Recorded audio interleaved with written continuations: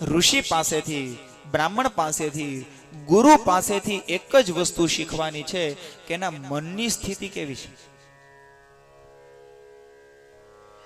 કહે છે, હે રાજા, તમે ચિંતા નહીં કરો, એમને કોઈ સદગુરુનો સાથ મળશે અને આ ભવસાગરને પાર કરશે.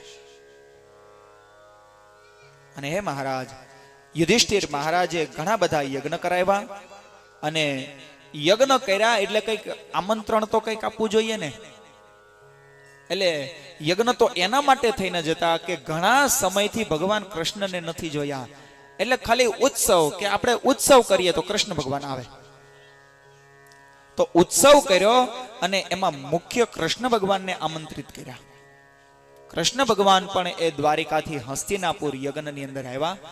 યજ્ઞ પૂર્ણ થયો પછી કૃષ્ણ ભગવાન અને અર્જુન બંને પાછા દ્વારકા ગયા. આ વાતને પણ ઘણો સમય વ્યતીત થયો. એટલો બધો સમય એ બધો વ્યતીત થયો છે. અને એવાની અંદર હસ્તિનાપુરની અંદર જ્યાં આવી રીતના ચાલી રહ્યું છે ત્યાં યુદ્ધ પૂરું થઈ ગયું. પરીક્ષિતનો જન્મ પણ, અને ભગવાનની સાથે અર્જુન પણ ગયા. આ બાજુમાં જ્યાં સમાચાર મળ્યા છે કે પોતાના કાકા વિદુરજી એ તીર્થયાત્રા કરીને આવ્યા છે. કહે છે તો આ યુદ્ધમાં વિદુર ન હતા? કહે છે નહીં. એની એક નાની એવી કથા કહે છે, મહાભારતનું યુદ્ધ થયું એની પહેલા વિદુરને બોલાવવામાં આવ્યા. વિદુરને પૂછ્યું કે આ યુદ્ધ થાય છે તો આપણે શું કરવું જોઈએ?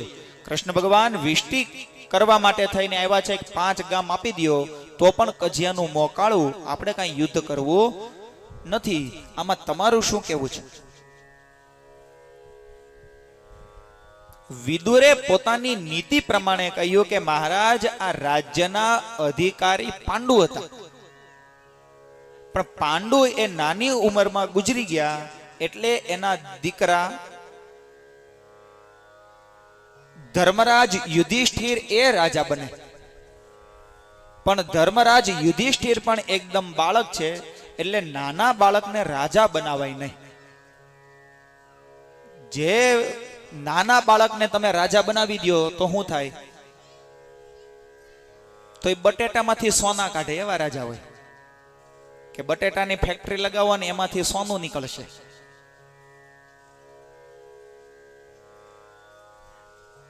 એકદમ નાના છોકરા જેવો જેનો સ્વભાવ હોય એને તમે રાજા બનાવી દો તો શું થાય?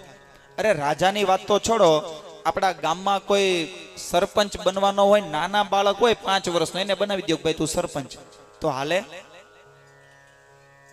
ન ચાલે. વિદુરે કીધું કે આ રાજ્યનો અધિકાર આ પાંડુ પુત્રનો છે, પણ એ પાંડુ એ ઉંમરમાં નાના પણ ગુજરી ગયા, એટલે એના દીકરા બનવા જોઈએ. પણ એના દીકરા પણ નાના છે, એટલે એની એ નથી, એટલે તમને ખાલી સંભાળવા આપ્યું. હે રાજન, તમારો પુત્રનો જે સ્નેહ છે, આ પુત્રના સ્નેહને તમે કાબુમાં રાખો. આ તમારા ઘરની અંદર જે દુર્યોધન છે એ સાક્ષાત કાળ છે, અને દુર્યોધન તમારો બધાયનો વિનાશ કરશે. ભર સભાની અંદર આ વિદુરે કીધું છે, સાચો માણસ હોય ની 5 જણાની વચ્ચે સાચું જ બોલે. એને કોઈની કુથલી કરવાની જરૂર ન હોય બાપ. એને જે કહેવાય બધાની વચ્ચે એ સાચું, એને નીતિ કહેવાય. વિદુરે કીધું કે આ રાજ્યનો અધિકાર પાંડુનો છે, એ જો 5 ગામ માંગતા હોય તો 5 ગામ આપી દેવાય, આમાં કજિયો કરાય નહીં. આ તમારા ઘરમાં રહેલો દુર્યોધન એ કાળ છે, આવું જ્યાં એને કીધું. અને ત્યાં તો દુર્યોધન, એનું નામ જ દુર્યોધન, એટલે તરત જ રાજ્યસભામાં ઉભો થયો કે આ દાસીના દીકરાને અહીંયા કોણે બોલાવ્યો છે, અને જાઓ અહીંયાથી ધક્કા મારીને બહાર કાઢી મૂકો. વિદુરે કીધું, ભાઈ ઘડીક શાંતિ, તારા કાકા થાવ. અને બીજી વસ્તુ, તું મને એમ કે છો દાસીના પુત્રને કોણે બોલાવ્યો?